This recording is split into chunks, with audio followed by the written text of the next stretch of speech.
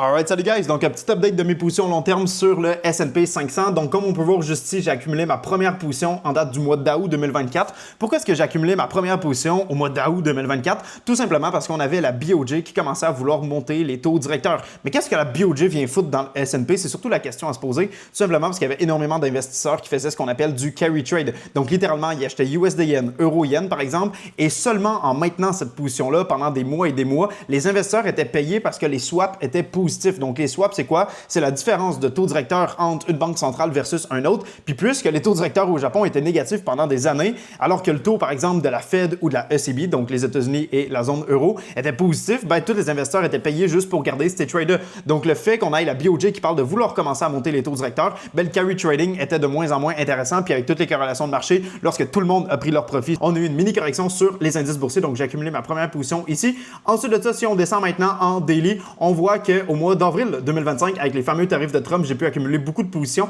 Donc, premièrement, le 4 avril, juste ici, quand on avait fait un gap à la baisse, donc là, je regarde le Vanguard, qui est un ETF que j'utilise personnellement pour investir à long terme sur le S&P. Et finalement, j'ai racheté le 7 avril, juste ici. J'ai quand même buy de dip, c'était quand même vraiment pas pire. Sinon, ma prochaine position, ça a été assez loin.